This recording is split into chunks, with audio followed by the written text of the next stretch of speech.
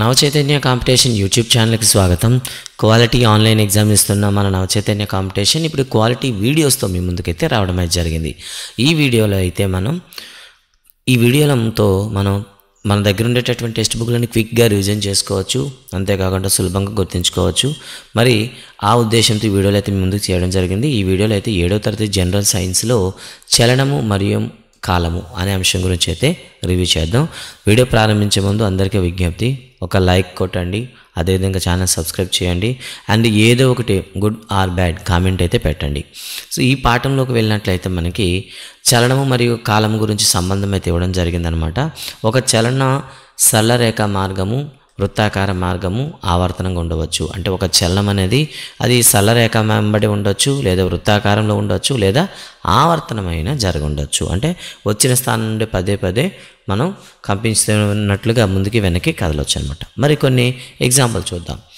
March fast చేస్తున్న సైనికులు, వీళ్ళు ఎప్పుడు కూడా ఒకే మార్గం వెంబడి వెళ్తుంటారు, సరళరేఖ. తిన్నగా రహదారిపై ప్రయాణిస్తూ నిద్దులు బండి, ఇది కూడా సరళరేఖ. పరుగు పందెంలో పాల్గొనే ఆటగాడి చేతులు అనేది ముందుకి వెనక్కి కదుపుతూ పరిగెడుతూ ఉంటాడు, అంటే ముందుకి వెనక్కి కదలడాన్ని ఆవర్తనం అంటాం. చలనంలో ఉన్న సైకిల్ పెడల్ మనకి ఏమవుతుంది, సర్కిల్లో తిరుగుతూ ఉంటుంది అనమాట, వృత్తాకార మార్గం. సూర్యుని చుట్టూ భూమి యొక్క చలనం, ఇది కూడా వృత్తాకార మార్గం.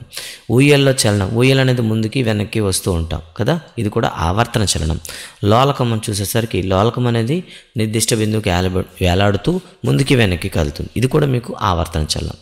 సాధారణంగా కొన్ని వాహనాలు నెమ్మదిగాను, కొన్ని త్వరితగతిగా చలించడం మనకు అనుభవంగానే ఉంటుంది. అసలు నెమ్మది అంటే ఏమిటి, వేగం అంటే ఏమిటి? కొన్ని వాహనాలు ఇతర వాహనాల కంటే వేగంగా చలిస్తాయి. ఒకే వాహనం వేరువేరు సమయాల్లో వేగంగా లేదా నెమ్మదిగా కూడా కదలవచ్చు. అంటే ఒక వేగం మనం రోడ్డుపైకి వెళ్ళేసరికి కొన్ని వాహనాలు నెమ్మదిగా వెళ్తుంటాయి, కొన్ని వాహనాలు వేగంగా వెళ్ళిపోతుంటాయి, కొన్ని వేగంగా వెళ్తూ మళ్ళీ స్లో అవుతూ మళ్ళీ వేగంగా వెళ్ళడం అనేది జరుగుతుంటుంది. రహదారిపై వాహనాలు ఒకే దిశలో కదులుతుంటే వాటిలో మిగతా వాటికంటే ఏది వేగంగా కదులుతుందో మనం సులభంగా చెప్పగలం. అంటే వాహనాలన్నీ కూడా ఒకే దిశలో వెళ్తున్నప్పుడు ఏది వేగంగా వెళ్తుంది, ఏది నెమ్మదిగా వెళ్తుంది అనేది మనం తేలిగ్గా చెప్పగలం అన్నమాట.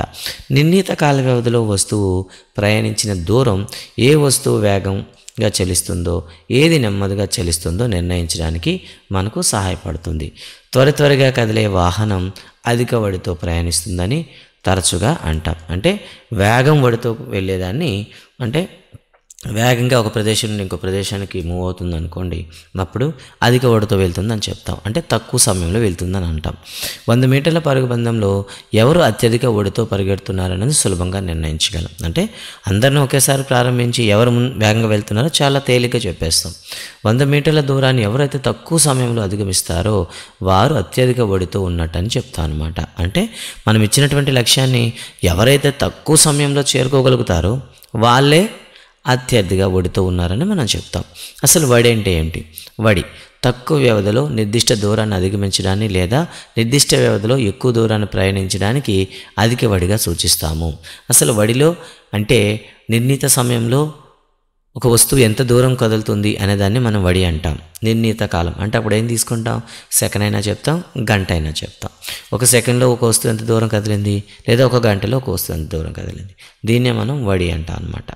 అయితే ఎక్కువ వడి తక్కువ వడిని ఎప్పుడు చెప్తామంటే తక్కువ వ్యవధిలో నిర్దిష్ట దూరం లేదా నిర్దిష్ట వ్యవధిలో ఎక్కువ దూరం, రెండూ కూడాను ఎక్కువ వడినే చెప్తాయన్నమాట. ఓకేనా? స్పీడ్ అంటాం, ఇంగ్లీష్లో అయితే స్పీడ్ అంటాం. 2 లేదా అంతకన్నా ఎక్కువ వస్తువుల్లో ఏది వేగంగా చలిస్తుందో తెలుసుకోవడానికి అత్యంత అనుకూలమైన మార్గం ప్రయాణ కాలంలో అవి ప్రయాణించిన దూరంను పోల్చడం. ఓకేనా? అంటే 2 వస్తువులను మనం పోల్చాలనుకుంటే ప్రమాణ కాలంలో అది ఎంత దూరం వెళ్తుంది అనేది ముందు మనం లెక్కలో తీసుకోవాలి. అంటే ఫర్ ఎగ్జాంపుల్ 2 కార్లు వెళ్తున్నాయి లేదా 2 బైక్లు వెళ్తున్నాయి అనుకోండి, 1 second are 10 second are 30 minutes. ఒక 30 మినిట్స్లో ఏ అనే బైక్ ఎంత దూరం వెళ్ళింది, అదే 30 మినిట్స్లో బి అనే బైక్ ఎంత దూరం వెళ్ళింది, అంటే ప్రమాణ కాలంలో అవి ప్రయాణించిన దూరం అనమాట. ఈ దూరాన్ని పోల్చి కూడా ఏది ఎక్కువ వడితో ఉందో ఏది తక్కువ వడితో ఉందో కూడా మీరు చెప్పవచ్చు. 1 గంట వ్యవధిలో 2 బస్సులు ప్రయాణించే దూరాలను తెలుసుకుంటే ఏది అధిక వడితో చలిస్తుందో చెప్పవచ్చు. అంటే ఒక వస్తువు, ఇక్కడ చూడండి డెఫినేషన్ అయితే ఉంటుంది, ఒక వస్తువు ఏకాంక కాలంలో ప్రయాణించిన మొత్తం దూరాన్ని మనం వడి అంటాము. ఒక కారు గంటకు 50 కిలోమీటర్ల వెడల్తో కదులుతుందని చెప్పవచ్చు. అది 1 గంటలో 50 కిలోమీటర్ల దూరాన్ని ప్రయాణిస్తుందని కూడా సూచించవచ్చు. ఓకే. అయితే ఒక కారు అరుదుగా 1 గంట పాటు స్థిరమైన వడితో కదులుతుంది. వాస్తవానికి అది నెమ్మదిగా కదలడం ప్రారంభించింది, ఆ తర్వాత వడి పుంజుకుంది. కాబట్టి కారు వడి గంటకు 50 కిలోమీటర్లు అని చెప్తే సాధారణంగా 1 గంటలో అది ప్రయాణించిన మొత్తం దూరము 50 కిలోమీటర్లుగా పరిగణిస్తాము. ఆ గంట సమయంలో కారు స్థిర వడితో చెలుస్తుందా లేదా అనే విషయాన్ని పట్టించుకోము, గుర్తుపెట్టుకోండి. అంటే మనం ఏం చెప్పామంటే ఒక కారు 1 గంట సమయంలో 50 కిలోమీటర్లు వెళ్ళిపోయింది అనుకుందాం. ఓకేనా. సో ఆ కారు వేగం ఏమంటాం, 1 గంటలో 50 కిలోమీటర్లు వెళ్ళింది, అది దాని యొక్క వడి. నిజానికి ఆ కారు అనేది కంటిన్యూస్గా మనకి ఒకే వడితో వెళ్తుందని మనం చెప్పలేం. ఎందుకు, స్టార్ట్ చేసేటప్పుడు స్లోగా స్టార్ట్ చేసి ఉంటాం, స్పీడ్ బ్రేకర్స్ ఉండొచ్చు, మళ్ళీ ముగింపేటప్పుడు గేర్లు మారుస్తాం. ఇవలా చేయడం వల్ల ఏమవుతుంది, మధ్య మధ్యలో దాని వేగం అనేది మారుతూ ఉంటుంది. కానీ ఓవరాల్గా అది గంటలో ఎంత దూరం వెళ్ళింది, 50 కిలోమీటర్లు. కాబట్టి దాని వేగం 50 కిలోమీటర్లు పర్ గంట అని చెప్తాను అనమాట. అంటే ఇక్కడ స్థిర వడితో చెలుస్తుందా లేదా వడి మారుతుందా లేదనేది మనకు సంబంధం లేదనమాట. ఓకే. ప్రయాణించిన మొత్తం దూరము ప్రయాణించడానికి పట్టిన మొత్తం కాలంతో భాగిస్తే వడి వస్తుంది. కావున వడి = ప్రయాణించిన మొత్తం దూరము బై ప్రయాణించడానికి పట్టిన మొత్తం కాలము. So total distance by total time. మనం ఎక్కువ దూరం లేదా ఎక్కువ కాలం పాటు స్థిరవడితో చలించే వస్తువులను అరుదుగా చూస్తాము. అంటే ఎక్కువ దూరం ఎక్కువ కాలం స్థిరవడితో చలించే వస్తువులను మనకు కనిపించాలన్నమాట. సరళరేఖ వెంబడి చలిస్తున్న వస్తువు వడి మారుతూ ఉన్నట్లయితే ఆ చలనాన్ని అసమచలనం అంటాము.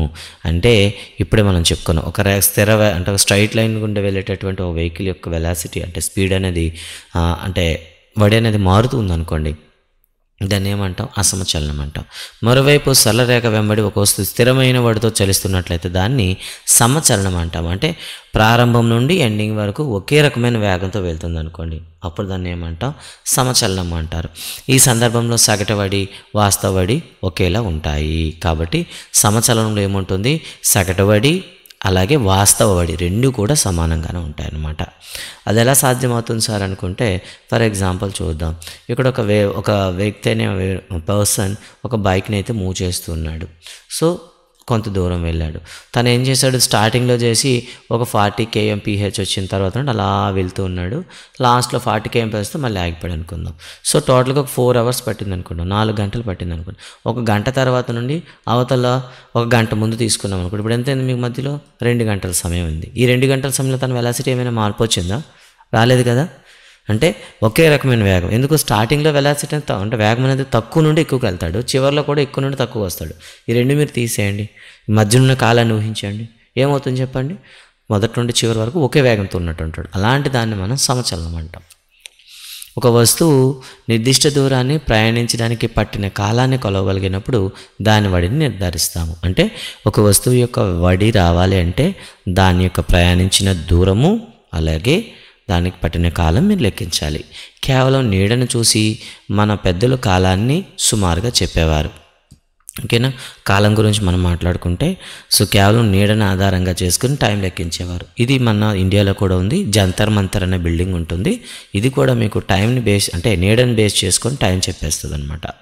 మన పూర్వీకులు ప్రకృతిలో పునరావృతంగా జరిగే సంఘటనలను గురించి వాటి ఆధారంగా కాలాన్ని కొలిచేవారు. అంటే మన పూర్వీకులు ఏం చేశారంటే, మనకు ఋతువులు అనేవి పునరావృతం అవుతుంటాయి, సూర్యగమనం అనేది పునరావృతం అవుతుంటుంది.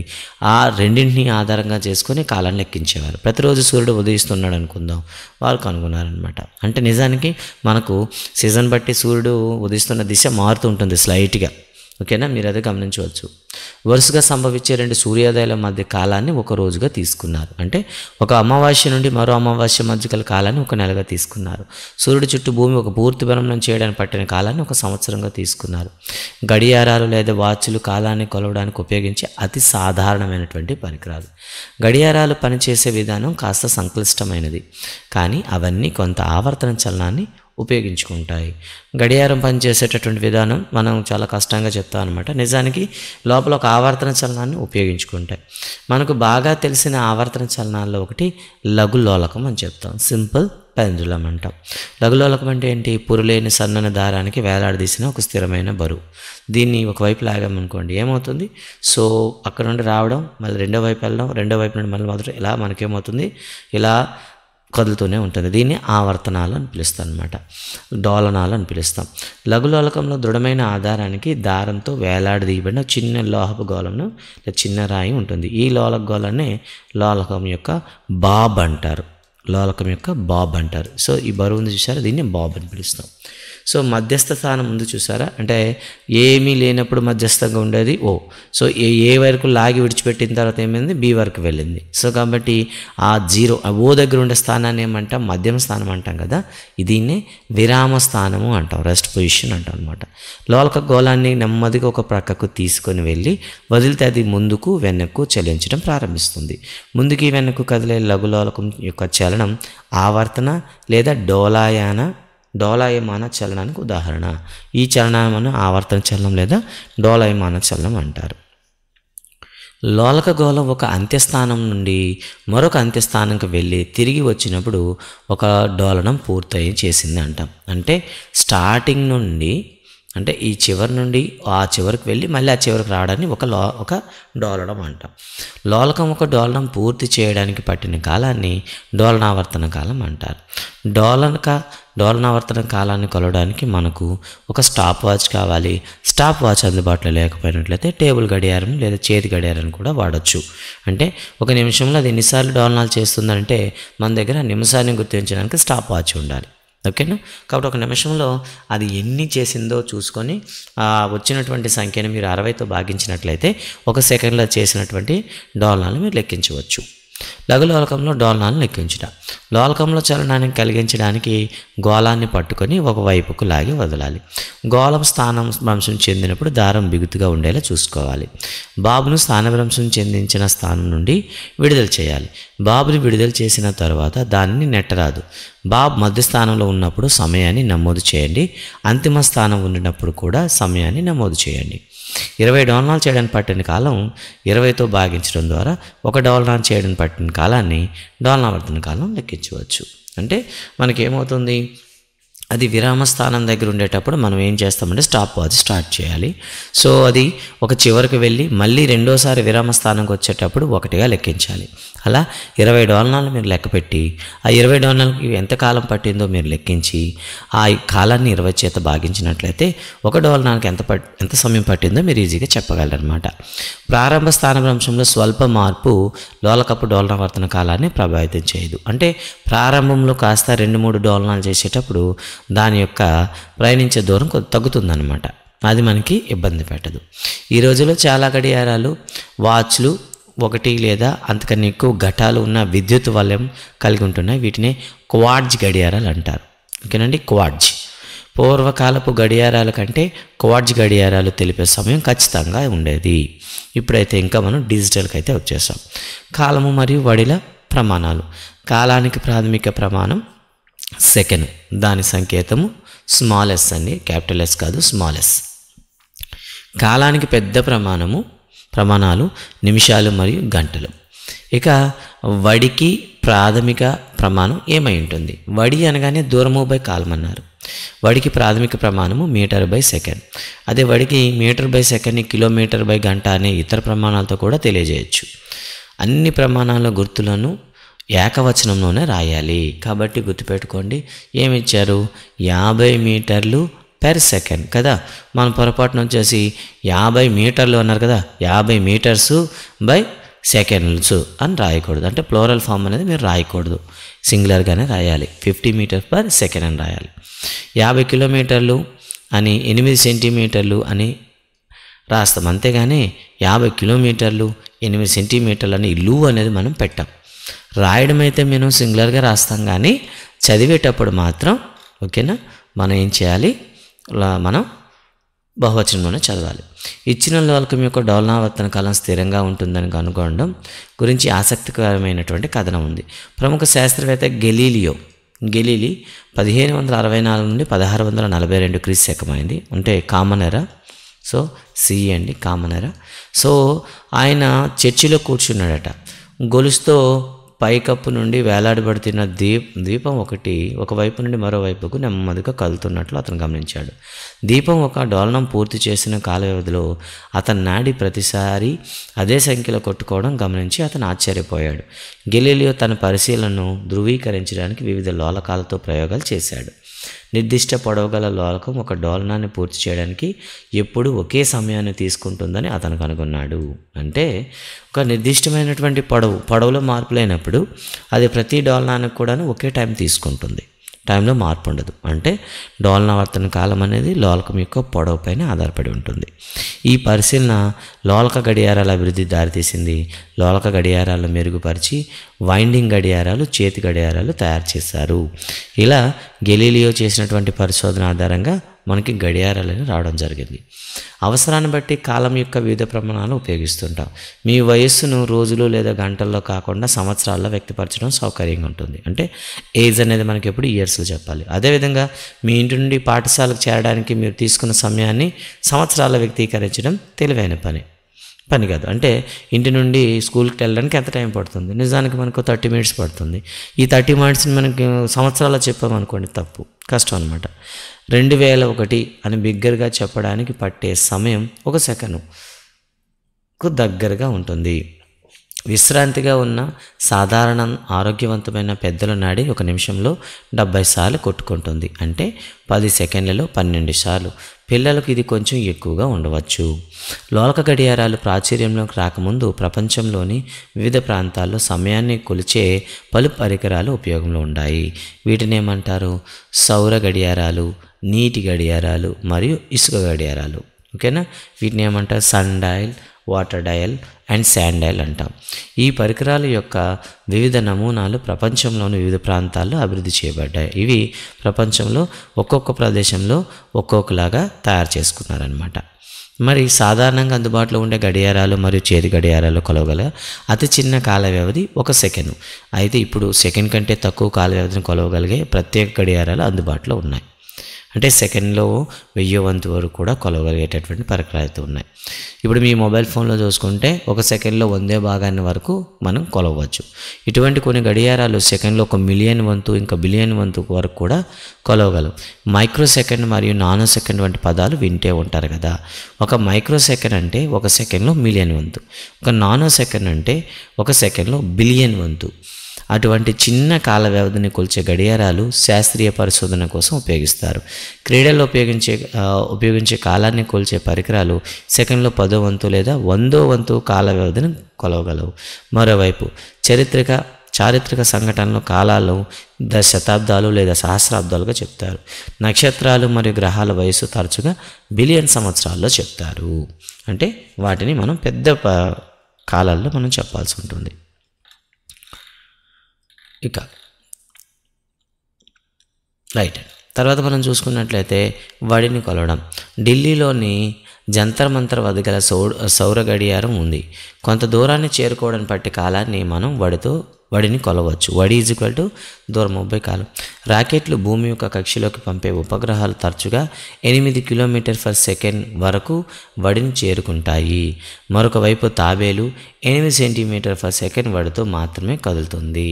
చూసారు కదా, ర్యాకెట్ అనేది 8 km/s వడితో వెళ్తుందన్నమాట. తాబేలు వడితో పోల్చినప్పుడు ర్యాకెట్ యొక్క ఎంత వేగమైనదో లెక్కించగలరా అంటే 1,00,000 రెట్లు వేగవంతమైనది. ఒక వస్తువు యొక్క వడిని తెలుసుకున్నట్లయితే నిర్ణీత సమయంలో అది కదిలిన దూరాన్ని కనుగొనవచ్చు. చేయాల్సిందల్లా వడిని కాలంతో గుణించడమే.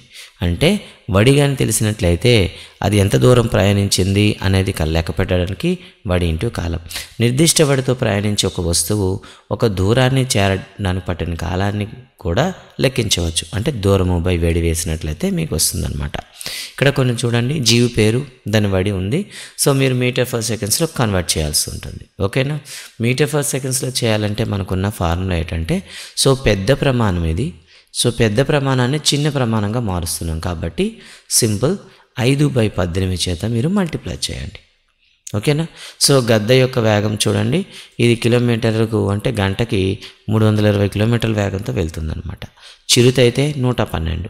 అదే బ్లూ వేల్ అనుకోండి 40 నుండి 60. చేప కుందేలు 56, ఉడత 19, ఎలుక 11, మానవుడు 40 కిలోమీటర్ వేగం. ఓకేనా. నేల తాబేలు 0.27 కిలోమీటర్లు, నత్త 0.05 అనమాట. వీటిని మనం మార్చడానికి ఏం చేస్తామంటే ఓకే, సో వాటిని మనం ఈ 5/18 చేత మీరు మల్టిప్లై చేశారంటే మీకు మీటర్/సెకండ్స్లో వచ్చేస్తుంది అనమాట. ఉదాహరణకి ఇక్కడ ఉంది 112 ఉంది కదండి. సో దీన్ని మీటర్/సెకండ్స్లో మార్చాలంటే 5/18. ఓకేనా. ఇప్పుడు దీన్ని మీరు మల్టిప్లై చేశారనుకోండి, ఓకే, మీకైతే సమాధానం అయితే వస్తుందన్నమాట. ఇక స్కూటర్ లేదా మోటార్ సైకిల్, కారు, బస్సు ఇంకా ఇతర వాహనాల డాష్ బోర్డుల మీద మీరు మీటర్లు ఉంటాయి, కొన్ని చూసే ఉంటారు. ఆ మీటర్ యొక్క ఒక మూలన కిలోమీటర్ గంట అని రాయబడి ఉంటుంది. దీన్నే మనం స్పీడోమీటర్స్ అంటారు. ఇది కిలోమీటర్లో వాడిని నేరుగా నమోదు చేస్తుంది. వాహనాలు ప్రయాణించిన దూరాన్ని కొలవడానికి మరో మీటర్ కూడా ఉంటుంది. దీన్నే ఓడోమీటర్ అంటారు. ప్రయాణించిన దూరాన్ని లెక్కించేది ఓడోమీటర్ అయితే ఆ సమయంలో ఆ వాహనం ఎంత వేగంలో ఉందని చెప్పేది స్పీడోమీటర్. మరి దూరము, కాలము గ్రాఫ్ చూద్దాం. వార్తాపత్రికలు, మ్యాగజైన్ మొదలైన సమాచారాన్ని ఆసక్తిగా పరిశీలించినట్లే వివిధ రకాల గ్రాఫ్లు చూస్తుంటాం ఇలా. ఓకేనా. పై పటంలో చూపించిన ఇటువంటి గ్రాఫ్ను దిమ్మ రేఖ చిత్రాలు అంటారు. ఇది గ్రాఫ్ లైన్ గ్రాఫ్కు ఒక ఉదాహరణ. దూరము, కాలం చూడాను ఒక గ్రాఫ్ లైన్ అయితే మనం వేయొచ్చు అనమాట. చూసారు కదా, ఇక్కడ ఒక గ్రాఫ్ పేపర్ అయితే తీసుకున్నాం. ఒక గ్రాఫ్ కాగితాన్ని తీసుకోండి, దానిపైన పైన పటంలో చూపించిన విధంగా ఒకదానికొకటి లంబంగా ఉండే 2 రేఖలను గీయండి. క్షితిజ సమాంతరంగా XYXగా గుర్తించండి. దీన్ని X అక్షం అంటారు. అదేవిధంగా నిలువు రేఖను YYX అంటే YOY డాష్ అంటారు. ఇది Y అక్షం అంటారు. X డాష్ అండ్ YOY డాష్లు ఖండన బిందువును మూల బిందువు అంటారు. ఓగా రాయండి. ఏ 2 రాసుల మధ్య అయితే గ్రాఫ్ గీయబడిందో అవి ఆ 2 అక్షాలపైన చూపబడతాయి. అంటే సో ధన విలువ అనేది OX వెంబడి X అక్షం పైన చూపిస్తే Y అక్షం పైన OY దిశలో మీకు ధన దిశను చూపిస్తుంది. చలనానికి సంబంధించిన గ్రాఫ్ కాలం గ్రాఫ్. దూరము, కాలము గ్రాఫ్ ఒక సరళ రేఖ అయితే అది స్థిరమైన వడితో చెల్లిస్తుందని సూచిస్తుంది అనమాట. ఓకేనా. రైట్. వస్తువు యొక్క వడి మారుతూ ఉంటే గ్రాఫ్ మరేదైనా ఆకారంలో ఉండొచ్చు. గ్రాఫ్ను గీయడానికి సరైన స్కేల్ను ఎంచుకునేటప్పుడు గుర్తుంచుకోవాల్సిన కొన్ని అంశాలు. ప్రతి రాశి యొక్క అత్యధిక అత్యల్ప విలువల మధ్య వ్యత్యాసం ఎప్పుడు కూడాను సమభాగాలు చేసుకోవాలి. గ్రాఫ్ విలువలను సౌకర్యవంతంగా గుర్తించడం కోసం ప్రతి రాశి యొక్క మధ్యమ విలువ తెలుసుకుంటే స్కేల్ను ఎంపిక చేసుకోవచ్చు. ఒక పట్టికలోని దత్తాంశంను పోల్చినప్పుడు దూరం, కాలం గ్రాఫ్ చలనానికి సంబంధించి అనేక సమాచారం అందిస్తుంది. అంటే పట్టిక కేవలం నిర్దిష్ట కాల వ్యవధిలో బస్సు ప్రయాణించిన దూరం గురించి మాత్రమే ఇస్తుంది. మరోవైపు దూరం, కాలం గ్రాఫ్ నుండి మనకు ఏ సమానమైన బస్సు ప్రయాణించిన దూరాన్ని కనుగొనవచ్చు ఏ సమయంలోనైనా. ఇక అభ్యాసాల్లోకి వద్దామండి. కింది చలనాలను స్థానాంతర, వృత్తాంతర, ఆవర్తన చలనాలు గుర్తించండి. పరిగెత్తేటప్పుడు మీ చేతులు ఆవర్తనం, తిన్నని రహదారిపై బండి లాగుట స్థానాంతరం, రంగుల రట్టంలో పిల్లవాడి చలనం వృత్తాకారం, తూగుడు బల్ల ఆవర్తనం, విద్యుత్ గంటపై ఉన్న సుత్తి ఆవర్తనం, తిన్నని వంతెనపై రైలు చలనం స్థానాంతరం. కింద వాటిని సరికానివి గుర్తించండి. కాలానికి ప్రాథమిక ప్రమాణం సెకను రైటు. ప్రతి వస్తువు స్థిరపడుతూ ఉంటుంది తప్పు. 2 పట్టాల మధ్య దూరం కిలోమీటర్లలో కొలుస్తాము. చూడండి, 2 పట్టణాల మధ్య కిలోమీటర్ సరిపోయింది. ఒక లోలకం యొక్క డోలనావర్తన కాలం ఎప్పుడు కూడా స్థిరంగానే ఉంటుంది. రైలు వడి మీటర్ ఫర్ గంటలో తెలియజేస్తారు. అంటే గంట ఇచ్చేటప్పుడు కిలోమీటర్లు చెప్పాలి. సో లేదా మీటర్ ఇస్తే సెకండ్ అని చెప్పాలి. కాబట్టి ఇది తప్పు. ఒక లఘులోలకు 32 సెకండ్లు 20 డోలనాలు చేస్తే డోలనావర్తన కాలం ఎంత? సో మనకున్న సూత్రం ఏంటంటే డోలనాల సంఖ్య బై కాలం. కాబట్టి 32/20 చేస్తాం. సో 1.6 పర్ సెకండ్ అనమాట. ఇక్కడ చూడండి ఒకసారి 1 అంటే ఒక లోలకానికి పట్టే కారణం ఎంత అంటే 1.6 సెకండ్లు. 2 రైల్వే స్టేషన్ల మధ్య దూరం 240 కిలోమీటర్లు. ఆ దూరాన్ని ప్రయాణించడానికి ఒక రైలుకు 4 గంటలు పట్టింది. అయితే రైలు యొక్క వడి ఎంత? వడి దూరం 30 కాలము 240/40 60.